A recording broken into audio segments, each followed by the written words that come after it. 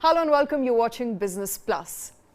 The Q4 earnings season is on, and so far it has been a mixed bag. Amid global macroeconomic uncertainties, which has softened demand, there is easing commodity prices, which has affected the input cost and helped the margins for all major players in the FMCG business, as well as other big sectors that we're tracking at this point in time. Joining me in the studio are my colleagues Suyash and Rakesh Khar. Also joining us at this point in time is Srinath Sridharan. Let me come to you first, Suyash. How's the outlook like?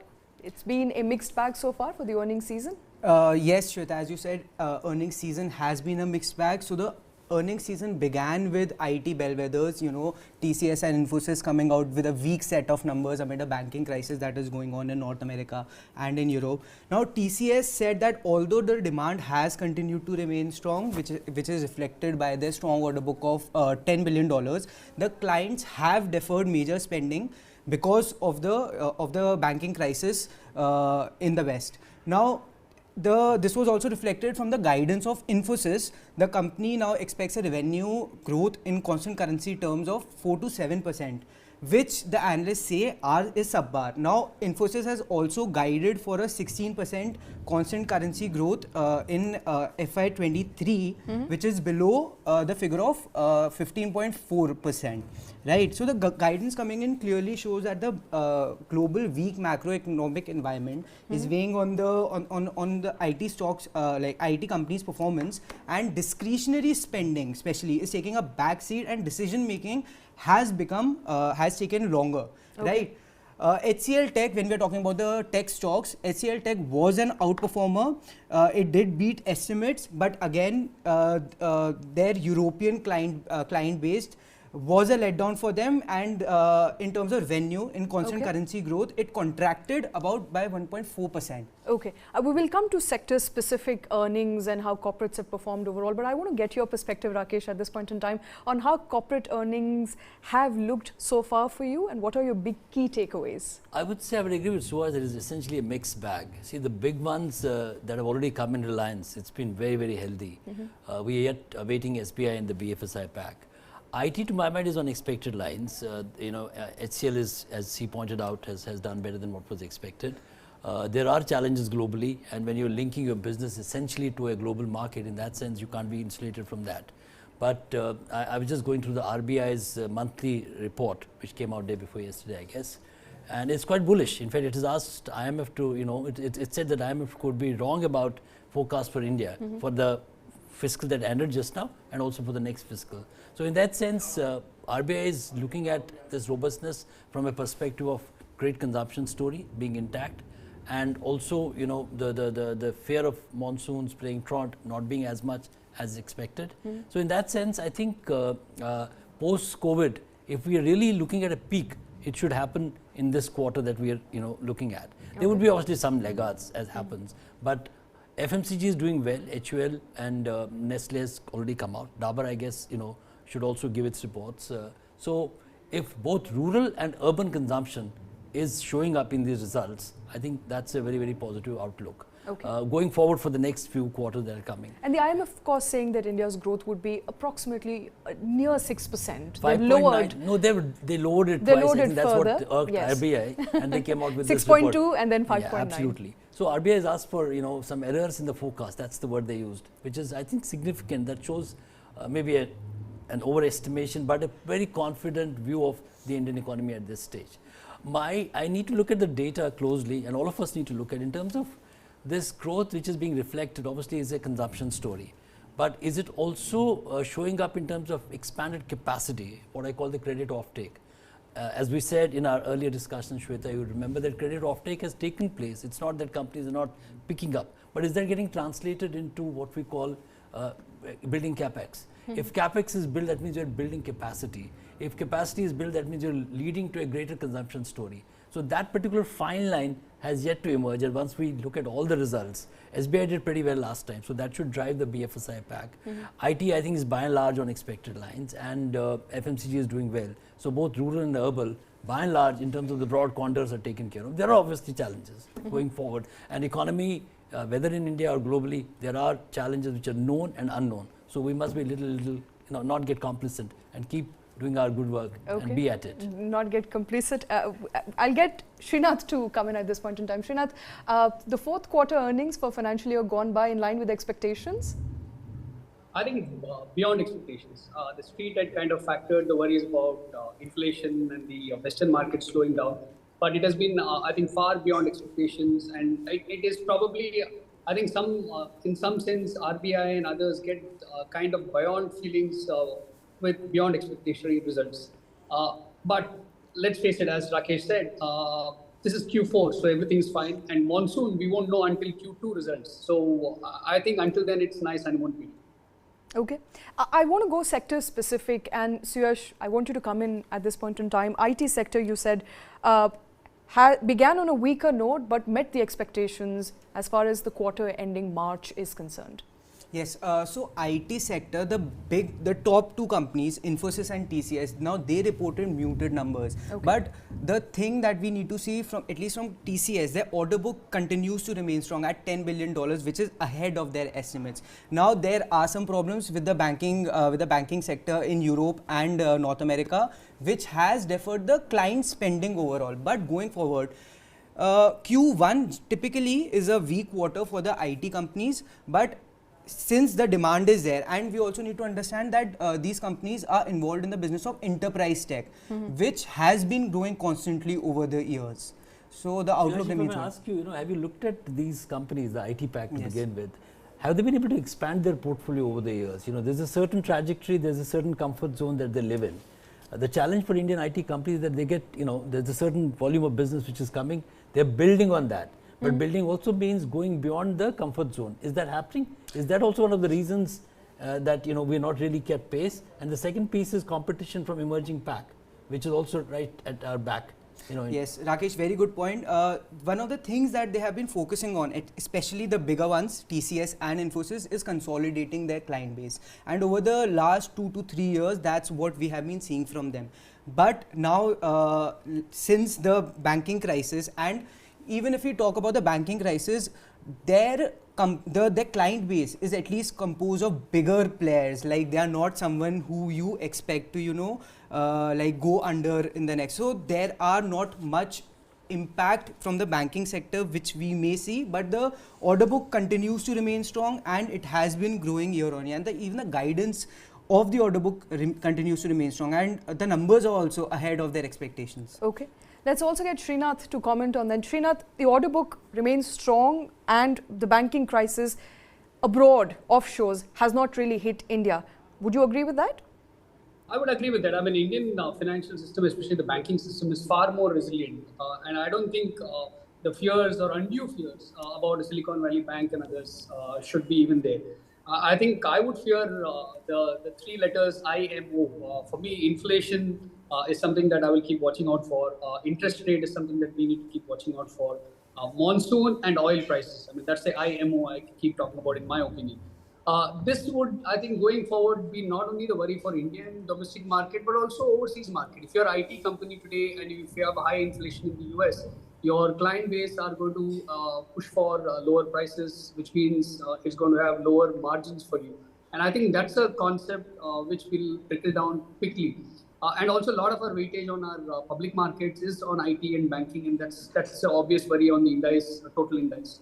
To Shuyash's point about IT sector, I don't think the Indian IT sector, the services sector, has expanded far faster than what potential or capability we have. We have not gone into new age, cutting edge knowledge and consulting space. We're still doing, I mean, sorry to say this, but probably body shopping plus. I think in today's world, where if somebody can offer artificial intelligence and MI, if you look at our own public markets, digital public services goods, I think there's a lot of talent here. Why are we not offering those kinds of services for our IT company? Why are we not taking it abroad? And I think that's where the margins will turn. Otherwise, we're still going to be very happy with incrementally being a IT vendor of sorts for time immemorial to come. That's my one. Srinath, to what do you attribute this failure to actually scale up in terms of the, higher part of the value chain which Indian IT companies should attract? You and I know, and we've been talking about for the last, I think, more than a decade about this particular challenge, and we still haven't been able to surmount it. So what are possible solutions to this? I mean, I know the bosses at TCS and Infosys know that, but it's essentially the lower end of the spectrum and consolidating that business, as Suhas said, but not really attacking where the big money or the big revenue is. Sure, I think if you look at the IT sector, global IT sector over the last few years, Rakesh, there have been disruptions, right? I mean, IBM had to disrupt itself, break itself to become what it is today. So every company has to disrupt and do this. So while some of the founders of our large IT companies have been great disruptors and enablers for India to grow forward, but in their own company, they have not disrupted. So I think we are still living in that, let's say, inward grown talent with large hierarchies, and incremental growth. So the biggest thing is, can we have a disruptor of sort, which means new age companies, new age IT companies, gig economy, I think, from that perspective. Why not IT companies sitting out of here but having talent sitting elsewhere, a zoo of sorts. I think that's where we are going to see a lot more knowledge consulting companies come up. Otherwise, it's been very, very incremental one, right? I mean, we have used the words called onshoring, offshoring, half-shoring. I mean, we're just playing with semantics and words. But in terms of actual output, we might have, let's say, Wipro or Infosys have gone out and bought companies and acquired companies which have certain consulting skills, but we've not been able to scale that up. I think that's been a very, very sad state of affairs. Okay. Srinath, before Shweta, the problem here yes, is that, sir. going forward, the way the global uncertainty is panning out, though both America and China have performed better than they expected in the last few months. There were doomsday kind of predictions about US economy really sinking, as is the case with China. Right. But if the IT bosses know that the market is going to be uncertain, and so the ability to disrupt might probably get deferred for another bout of quarters. Right. That's a bit of a worrying situation. Okay. I completely agree with Srinath that we need to really think some out-of-box ideas if we really have to scale up. One is that you're consolidated, you made a mark, and it's a business that is probably in our pocket, but it's at the lower end of the spectrum. So maybe third quarter of 23, of the current fiscal 24, probably the leadership at these companies would hear what I and Srinath are trying to tell them. Okay. Not that they don't know about it, Right. but I think they would play safe going forward for the next couple of quarters. Okay. Is that what you also believe? What's your outlook, Srinath, on IT pack, IT sector as a whole? I mean, I think very similar. Rakesh, I mean, you hit a nail, right? I mean, when will we have a Dell moment in India, right? I mean, a large listed entity, global player, took it completely private, delisted it and took it private, just because they could not be vulnerable to every 90 days answering analysts and talking about innovation. And look at how Dell has grown after they delisted. I don't think any Indian bellwether, IT bellwether, will have the guts today to say that, let me delist my company, let me take it private, let me rebuild it for being relevant to 21st century. And I think if you look at it, each of the promoters have their own challenge of why they cannot delist, right? I mean, you have a large company which is a cash flow, which is giving 4 dividends a year. They can't delist it for obvious reasons. You have another two where the large promoter families own majority stake or substantial majority stake. So I think these concerns, I mean, we will all speak about corporate governance and ESG in a larger framework, but it also hinders innovation of sorts. Innovation hindered because of ownership structure. Okay. Okay, let's move on to FMCG there. FMCG, Hindustan Unilever, HUL reporting a 13% year-on-year profit in its quarterly earnings. In fact, Nestle also surprising with its high quarter earnings. What are you making of FMCG? It augurs pretty well, Shweta, for the entire economy because, there were fears and there's still fears about the rural economy, how it pans out. On rural economy, there are two very, very contrasting views. I subscribe to the one second, I'll give you both the views. One view is that going forward with the elections happening in these states and then the general elections, generally the economic spend will come down drastically. The other view is that something called election economy. This is a big term now. This is being studied globally and more so in India. What exactly does election economy mean? To my mind, it means that there is greater push for infrastructure spending. Ultimately, if you build large highways, it boils down to the last mile as well in terms of the share of revenue going down to people. Then I think there is going to be stepped up spending on Manrega. There's also going to be more focused targeting of the spends. So in that sense, the rural economy going forward will pan out pretty well. And if the quarter gone by is an indication, then we're really on track. Okay. I personally feel that there's going to be a lot of focus on the rural belt, whether through this election economy, the term that I just talked about, even otherwise, states, center, everybody is going to get into the momentum in terms of trying to woo the rural guy, either through a SOP or through a proper welfare economic scheme. Okay. So good and safe hands to begin with. Good in safe hands. Suyash, it's been especially well quarter for FMCG sector. In fact, Nestle's results, they're very, very surprising, beating all estimates in the market. Yes, so their growth was driven by two things. First, their volumes have increased substantially and the input cost has come down. With input cost, I mean the cost of raw materials as well as the cost of crude. So, whereas your cost of manufacturing is coming down and your margins are, Absolutely. your margins are manufacturing cost is expanding. coming down and Right. your volume is going up. So, margins are expected to, be Expand. as good as they are coming in. Okay, let me get Srinath at this point in time. Srinath, there's something very interesting that CEO, Managing Director of HUL, Sanjeev Mehta said. He said, operating environment is likely to remain volatile, although obviously happy with the results. He also said with inflation easing, market volumes will recover gradually as consumption will pick up. Do you agree with that? Well, what's your outlook on FMCG? I mean, I do. As I said earlier, I mean, interest and inflation, interest rates and inflation both play a role. Let's say the next MPC of the RBI, the interest rates were to come down. The borrowing cost for the not only for the manufacturers but the entire downstream distributors, dealers, and everybody comes down as well. Two, let's be very careful. The last 2 years, despite high inflation, our companies have grown. So, which means if there were no inflation adjusted to inflation, this would be a far higher growth. So, from that perspective, I think we have a very, very easy Q1 ahead. Q2 is where I'll be a little concerned because that's the time we will see monsoon or lack of monsoon, whatever it plays out. But Q1, very clear. I mean, the inflation has been eased out, so which means consumption would increase. Interest rates are lower than what it were, or it keeps oscillating, but it's still in okay condition. So I am very bullish about Q1 as well. FMCG, I think, will see a far better Q1 than Q4. Okay. Do you not agree with Rakesh's analogy of political consumption?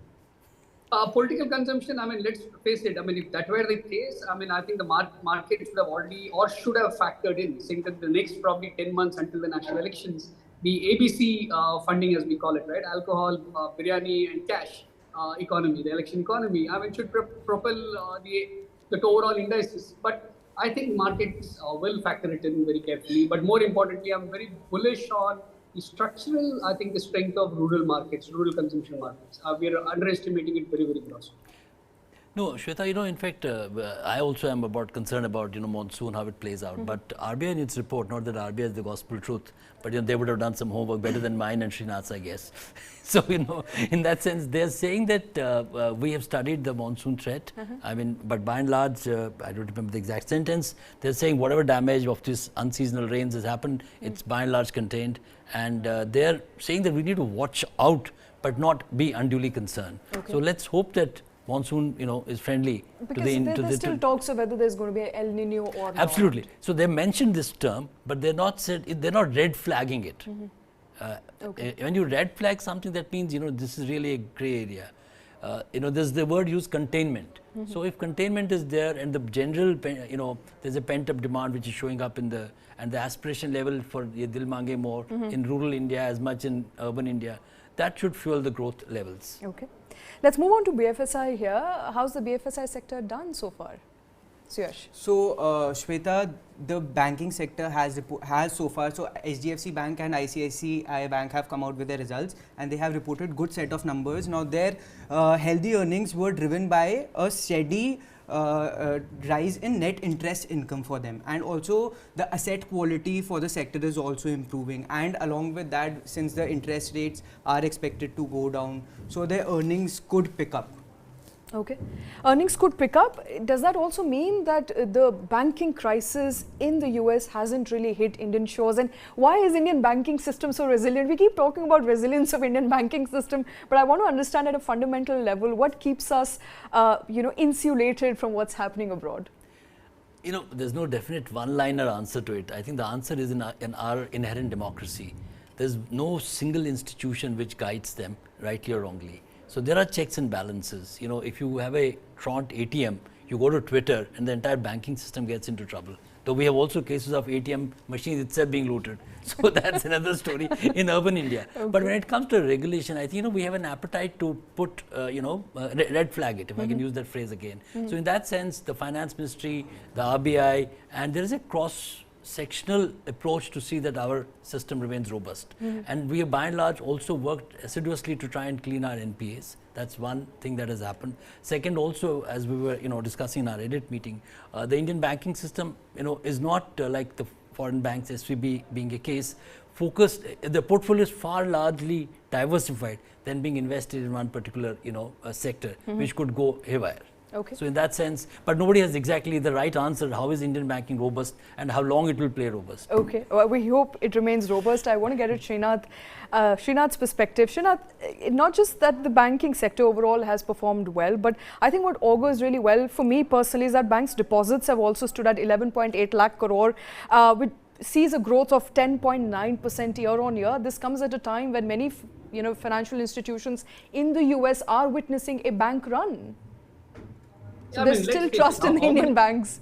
Indian banks are far trusted. If you look at, despite the FD rates, deposit interest rates being so low when you compare to the other asset classes, traditionally people have always trusted an FD more than other asset classes. And I think this US or Silicon Valley bank phenomenon and all that is overrated. It's probably for probably 1 or 2% of the Indian English-speaking educated folks like all of us who keep talking about all those. It really doesn't affect most of us. But again, I want to add on to what Rakesh feels about the Indian financial resilience. I would here give a lot of credit to RBI and other financial regulators. We might think they're far conservative, far more prudent, and probably, let's say, ultra slow is the feeling from outside. But I think that is exactly what kind of makes our system safer. It's okay for a regulator to be conservative and prudent and ask 1,000 questions rather than shut a bank or shut somebody and say, hey, oh, sorry, we didn't ask because we want to leave it to market demography.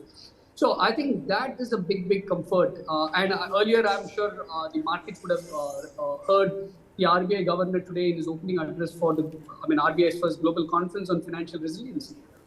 He covered some of these points brilliantly well. They don't intervene in the individual entities, financial entities' operations or questioning how they run things.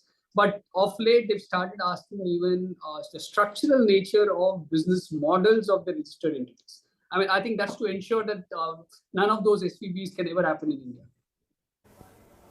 Okay, let's move on to auto sector here. Auto sector living up to its expectations, Yash? Yes, so the auto sector, so far it has been a mixed bag. The ancillary products and the original equipment manufacturers, especially the commercial vehicle and the passenger vehicle, have seen their margins improving, and that is again because of the drop in commodity prices. So the input cost is coming down, although with a lag.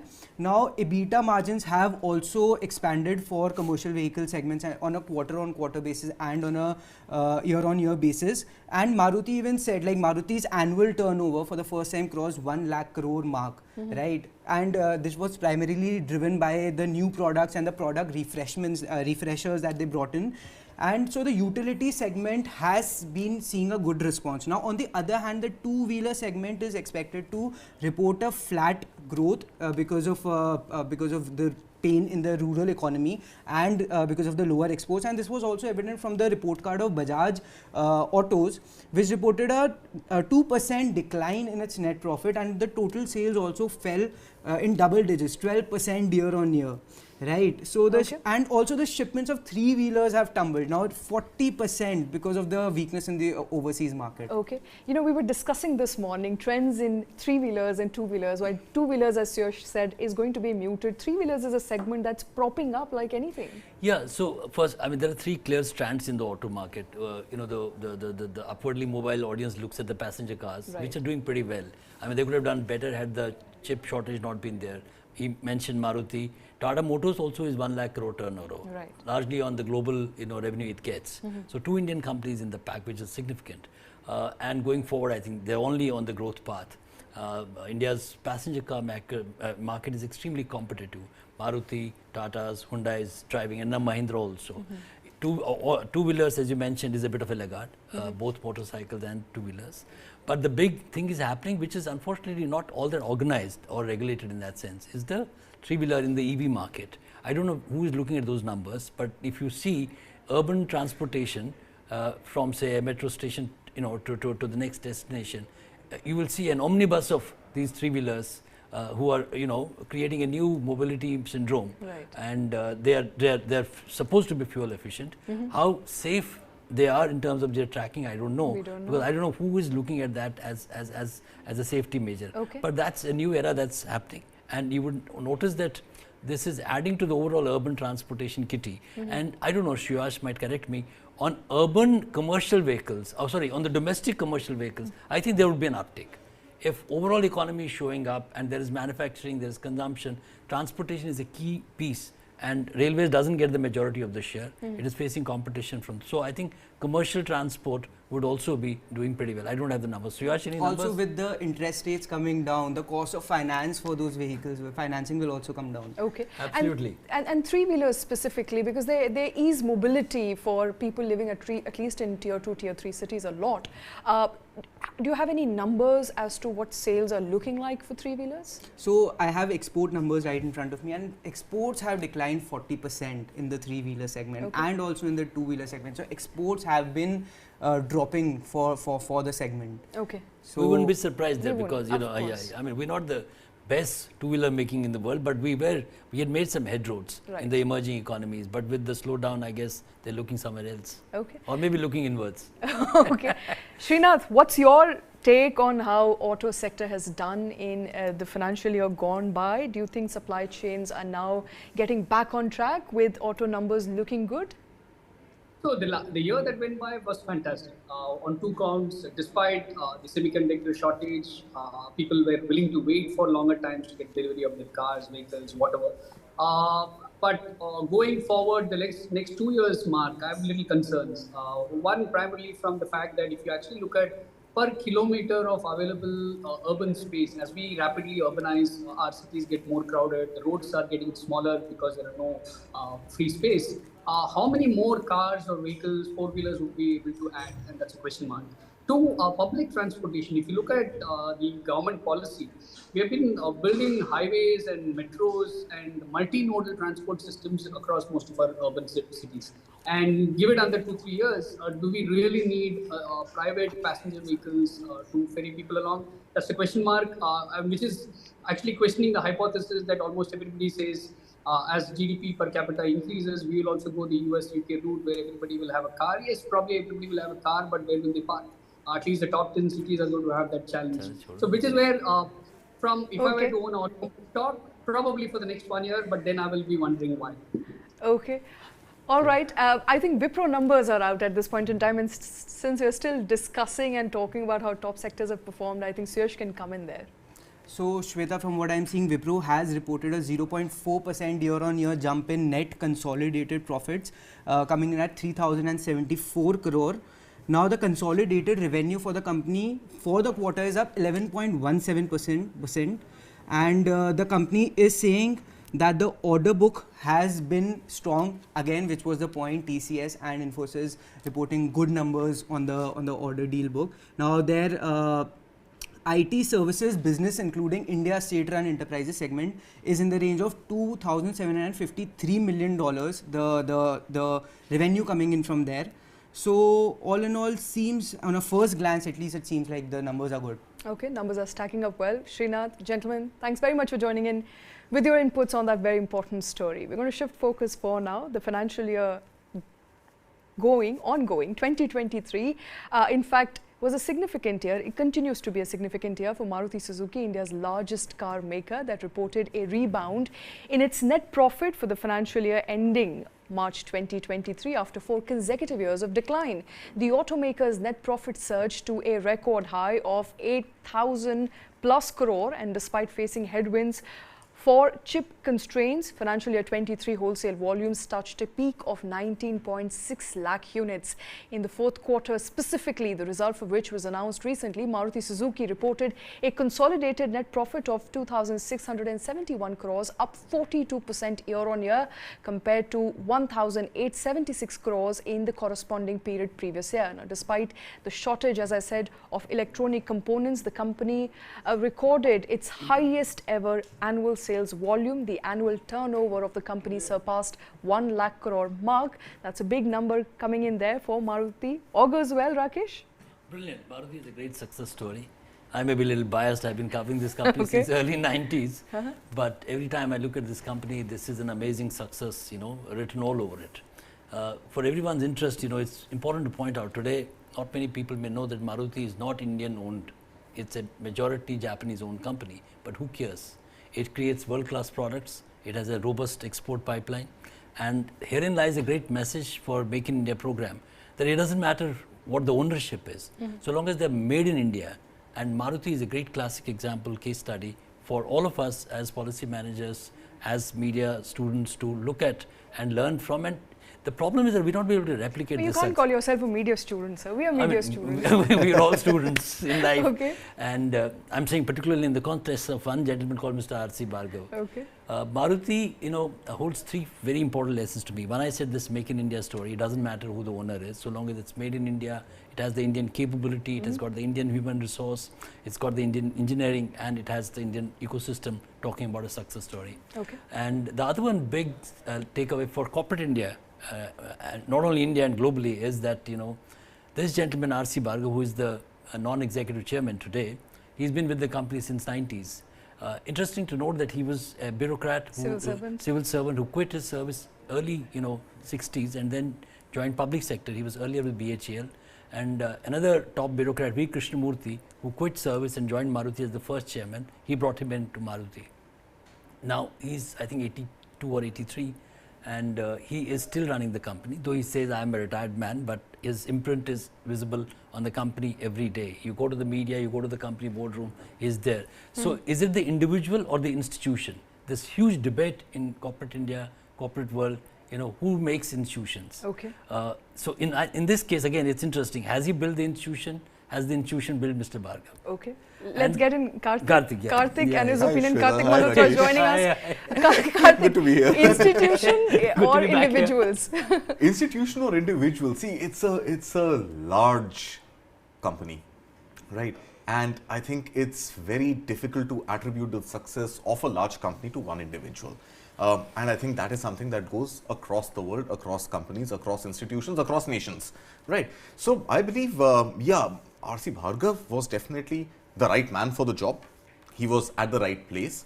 He had the right opportunity, and he's made the best virtue of it that I think any human being, any professional could have made. But has he singularly been responsible for the success of Maruti? No, I think largely the market has been responsible. Okay.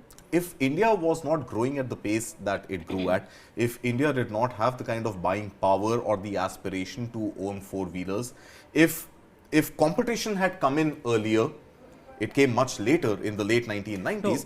Part of the competition was there. You had the likes of Ambassador, you had Fiat, you also had GM making an entry, making an exit. You had CLO making an entry, making an exit. Daewoo being the parent company. But had the market been ripe enough, even in the 1980s, early 1990s, when Mr. Bhargav had taken over, maybe things would have been different. Okay. So there was a great opportunity. India was growing. India was aspirational. And yeah, this was the best car available. The Maruti 800 was the most affordable, most fuel efficient, more economical car available. Easy on the pocket, easy to fit into Indian streets that were small, didn't carry a Sarkari Babu tag like the Ambassador, didn't have the legacy of an ailing unit like Hindustan Motors where innovation did not come. It had the right technology, it had the right partners in Japan, and it sort of, did the best it could given the market situation. Okay. Do you agree that it was also first mover's advantage for Maruti perhaps? It started with a liability. It was a political project, if I can use the term. A private political project. Mrs. Gandhi started it, obviously she had a vision for India in terms of mobility, but it was not done in the most appropriate corporate manner. There was no due diligence, there was no big ticket presentation, or it didn't run through the board, but it did make a grand success. I would slightly disagree with Karthik. Individual and institutions, I'm fine with that, so long as it keeps us debating on this core issue, and this is a debate all over the world. I personally believe that the two have to wed each other to create a success story. Maruti, I don't know how many examples are there in corporate India and even outside where a company has sustained its 40% plus market share for almost 3 decades. So there were about 17 players in India. In 1991 post-liberalization, there were 17 car makers and 90% of them were global. So there must be something right with this company and its leadership that it did not eliminate them. They got eliminated because of market forces. Right. We're all votaries of market forces. So ability to sense the pulse of the Indian consumer, who is always changing his mind. There's a price point, there is a quality point. So on that parameter, and then delivering a whole pack of generation of cars. I mean, a WagonR, Maruti 800 is a great case study globally in business schools. A WagonR is a great case study now. I don't remember the number. I think 5 million or 10 million cars sold. And now, whatever they do is a great success story. I'll come to the challenges a little later, but I think sustaining a 40% market share is significant. Okay. It's not easy for 3 decades almost. It used to be at 50%. It's come down post-COVID to 40%. I think it's 42.3 right now. That is 43%. It came down from 42.3 to 43%. That is correct. Let me run the numbers quickly. Since 2001, Maruti's market share has hovered around 50%, barring a blip in 2012. And most certainly in the ongoing years, its market share reduced to 39% around COVID, compared to 43% a year ago, coming back in shape. But what's really helping Maruti's ecosystem right now? Because Maruti was late to ride the bus on SUV. I think Bhargava has also admitted to that. I think on the product portfolio, probably Karthik can fill us in. He has a great appetite for cars. Okay. But on the policy framework, I remember there was a huge controversy with the Japanese and the Indian ownership. That time it was, Government of India was the majority shareholder. And the controversy would trouble, on issues of basics like gearbox technology. I think we spent years trying to get that gearbox technology, which Japanese resisted because it was linked to royalty payment. And, finally they gave in. And finally, Government of India also saw sense, hopefully, that, it makes sense to exit and let this company be run professionally. It doesn't matter who the owner is. So, a very, very strong, what we call domesticated, Desi is supreme mindset at the government. Why should we cede control? It's a milk cow. Everybody is giving revenues, is giving dividends. But that that decision, it was done in the incidentally under a coalition government, not under a singularly popular or powerful government. And that decision paved the way for Japanese to really flex their muscles and bring in innovation. Okay. On the SUV piece, now they're thinking of climbing back to 50%. Riding essentially on SUVs. Okay. But that again is a competitive market. Karthik, you think it's very easy? competitive market? Is it going to be and they're introducing new I think products. The interesting thing about Maruti Suzuki has been that they have taken some first mover decisions very quickly, and they have delayed certain important decisions for a fairly long time. For example, if I remember correctly, 2017, 2018, Maruti was the first company in India to decide they're going to do away with diesel engines. Right. Diesel deregulation was just happening. Diesel cars were actually still riding the popularity. And I'm coming to, why I'm quoting the diesel example. Because diesel cars were actually, diesel engines were relevant in the SUV game. So Maruti decided to discontinue the diesel engines at a time when SUVs and compact SUVs were yet to pick up. Right. So it missed out, I think, by the decision, a knee-jerk, quick, witty decision of discontinuing with diesel sort of led to the delay in the SUV game, right? And Maruti is just about now managing in this year to get the SUV game right with the Fronx launched recently and the Maruti Jimny. Now finally I think it's going to come into that compact SUV game, and once it comes in, it obviously has the benefit of pricing as compared to other players and brand loyalty. I think that is something that has kept the company afloat and active and in a fairly handsome position, 40% plus market share for the last 3 years, for the last 3 decades, it's going to milk that opportunity and is going to be able to service a lot more customers who are more comfortable going for a Maruti tag than any other tag. Okay. So I think, yeah, so that was the linkage between diesel engines, discontinuance and late entry into SUV. But I think, yeah, you're right, even on the electric vehicles, I was about to come to that. The game is moving really fast. Where is Maruti on electric vehicles right now? Yeah, so Maruti has taken a punt on hybrid, and hybrid is a technology made popular by Suzuki's sister company, Toyota. Right. So they have the technology for hybrid. They have the wherewithal, the assembly lines to manufacture hybrid products. And that is something that you're seeing right now, of course, with the Grand Vitara hybrid. And in fact, I was reading incidentally today only in the conference call, it was announced by Mr. Bhargav that Toyota's Innova High Cross framework is going to be used in the Gujarat plant to also produce an Innova-like variant, hybrid variant with a Suzuki tag, not the Maruti Suzuki tag. So I think it seems they've created the Maruti Suzuki brand, they have created a Nexa brand, and the next in line, largely I feel for hybrid and progressing into electric vehicles, is actually going to be the Suzuki tag, Suzuki brand running in India. Okay. But yeah, they've been fairly late in taking the EV punt as well. There's a little bit of inside story on the EV piece. You know, I've been talking to the leadership over the years. But before that, I want to take you some out-of-box ideas that Maruti did. You know, there used to be a company called Countrywide Finance. Maruti tied up with Countrywide early 90s for financing, and this was a move which was independent of the traditional banking. So in the financing, they created a new ecosystem which helped them. They've discontinued with the tie-up. Second was insurance. Maruti started its own insurance. Some really out-of-box ideas. And then third was resale, True Value. So, you know, they got into the business, and then their OEM relationships, you know, are again very, very significant. So it has a preferred kind of a, you know, relationship in the supply chain in terms of broad equipment that it gets. So you have the control of the entire piece. That's why that leadership of that market share comes in.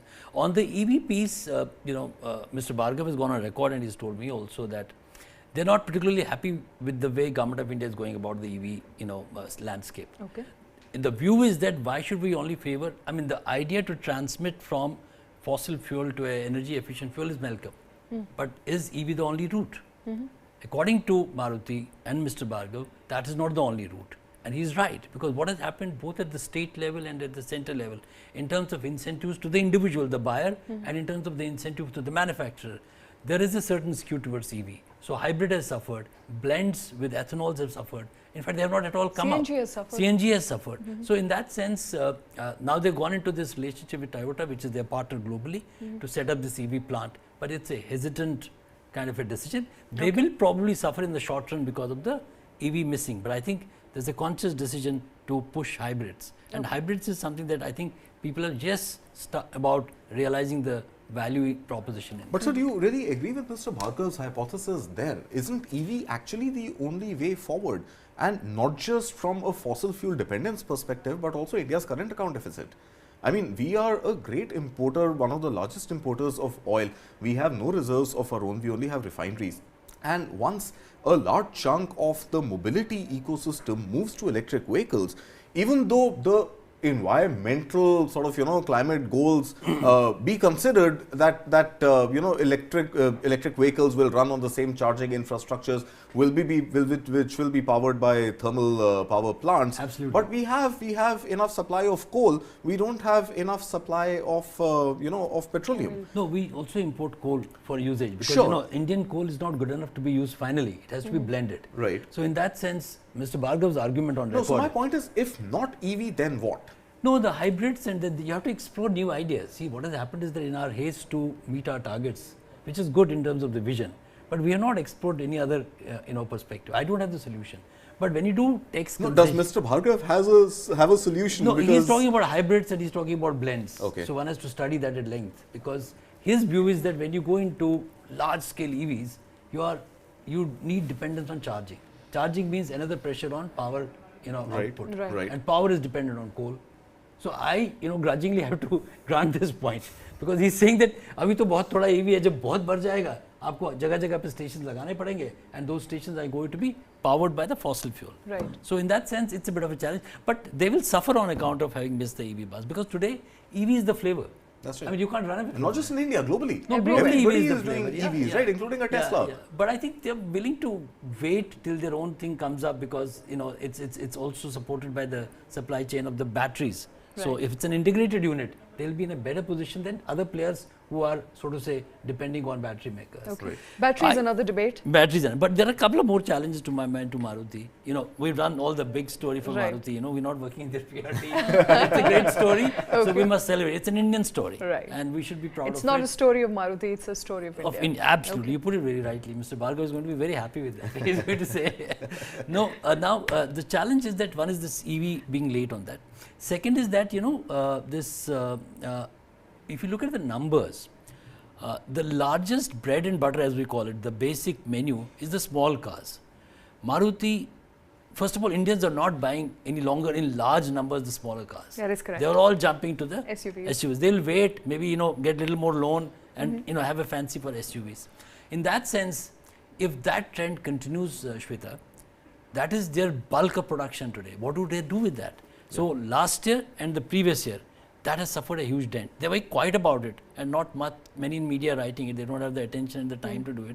But that's a challenge for Maruti. Shifting to SUVs to get 50% market share is a good vision statement.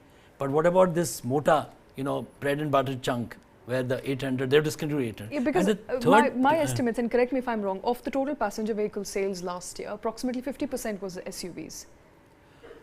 I don't. I think that's to my mind. 40 to 50% was SUVs. So they could have grown further if the small car pickup was as good as it used to be. Right. And the other big challenge Maruti may not admit is that their safety record. Again, here Maruti's argument is that it pays to be safe, and linking it to even per capita income. The per capita income for a passenger in US or in a European country, is determines his safety track record. It's a very commercial way of looking at it, but Indians safety, there's a cost to it. Who is willing to pay that cost? But 6 airbags becoming compulsory, seat belts front and back becoming compulsory. I think overall the ecosystem is going to take care of the safety of the passengers, if not the safety of the vehicles, which are light bodied in any case. There's also an enforcement issue. They've done some study, Road Research Institute with Maruti. Yeah. I don't remember the numbers. They're saying that the first and foremost safety parameter is the seat belt, Right. which even today 50% of the people are not employing. Right, but that's not something Maruti can do much about. No, I'm it's just saying, a mindset change that has Maruti to is come raising through. two issues. One is the seatbelt enforcement. Second is also, why should only the manufacturer pay for safety? The And I'm saying manufacturer why is should- eventually passing the I'm cost saying- on back yeah, to I'm the saying, consumer. yeah, The consumer but is paying yeah, for they- it with they- a markup on the cost So they offered by he's the worried that already manufacturer. they're taxed heavily in this country. You remember that famous course, of 2 course, months of ago course, that of course. Indian cars, India will take 20-30 years to reach That's China right. because Indian cars are taxed heavily. So with this tax, if there is the But there's safety still enough tax, demand, sir. There's still enough demand. So, I mean, pay the taxes, buy the cars, drive them. The roads are full of them. Add another And be couple of thousands And be every safe. day. and be safe. Of I course, think that's and interesting. be safe. And before I let you go, Maruti there hoping to bulk up its capacity, additional 10 lakh vehicles per year. What is the supply chain looking like?